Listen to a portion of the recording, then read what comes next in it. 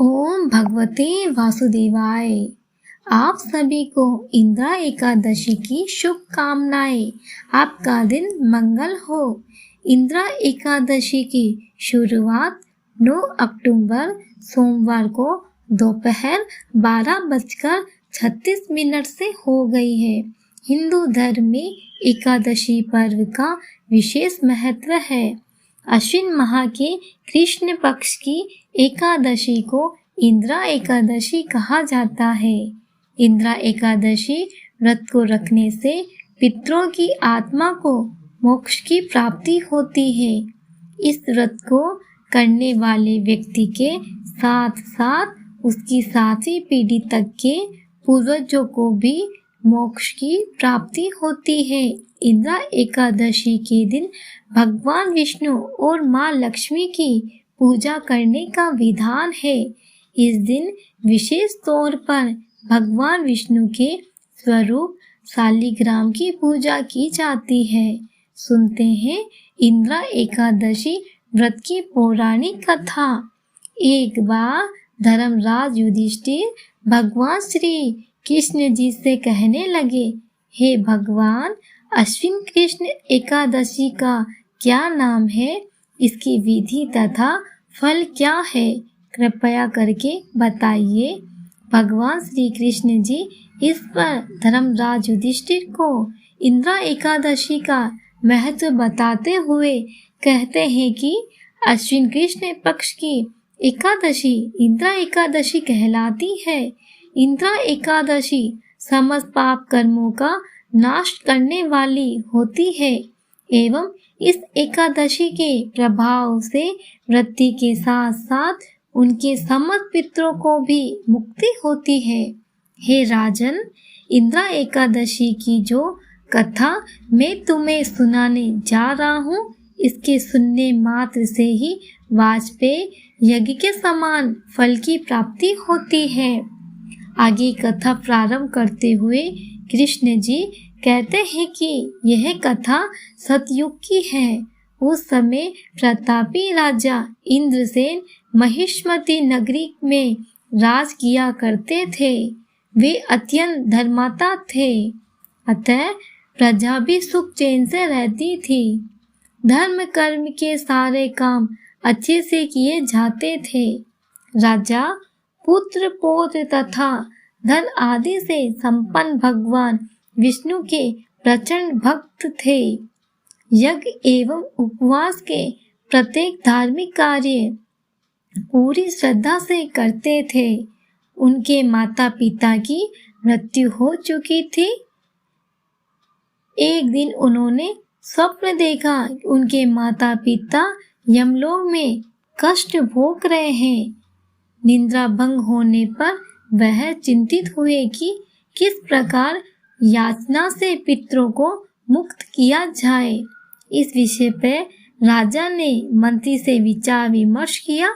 मंत्री ने राजा इंद्रसेन से विद्वानों को बुलाकर पूछने की स्वीकृति मांगी। राजा ने भी अनुमति दे दी। दरबार में सभी ब्राह्मणों के उपस्थित होने पर स्वप्न की बात बताई। उनमें से एक विद्वान ब्राह्मण ने कहा, हे राजन, यदि आप सहकुटुंब अश्विन मास के कृष्ण पक्ष की इंदिरा एकादशी व्रत करें तो आपके पितरों की मुक्ति हो जाएगी। उस दिन आप श्रद्धा पूर्वक पितरों का श्राद्ध करें तथा एक बार भोजन करें।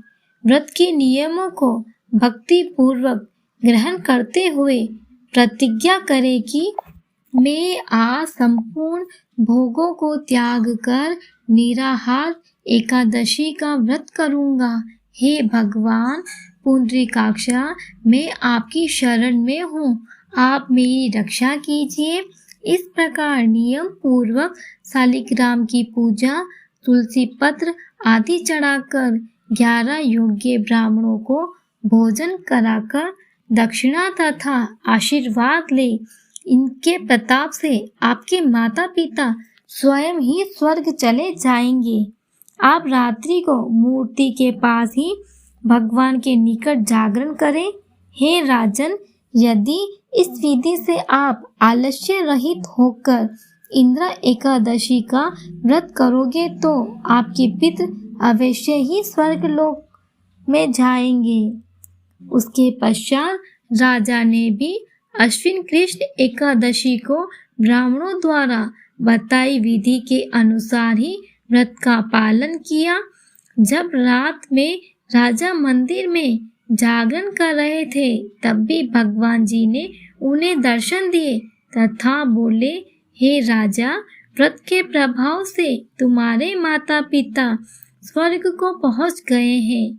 राजा इंद्रसेन को भी भूलोक में सुख भोग कर तथा अंत में अपने पुत्र को सिंहासन पर बैठाकर मृत्यु के पश्चात इंद्रा एकादशी व्रत के प्रभाव से मोक्ष की प्राप्ति हुई। भगवान श्री कृष्ण बोले कि हे राजन युधिष्ठिर, इस प्रकार अश्विन मास के कृष्ण पक्ष की एकादशी इंद्रा एकादशी के प्रभाव से समस्त पाप कर्म नष्ट हो जाते हैं। साथ ही यह एकादशी नीच योग में पड़े हुए पितरों को भी समृद्धि प्रदान करने वाली है। अतः इंद्रा एकादशी व्रत कथा सुनने और सुनाने वाले को अभीष्ट फल की प्राप्ति होती है। इंद्रा एकादशी को करे कुछ उपाय को करना बेहद ही शुभ माना जाता है।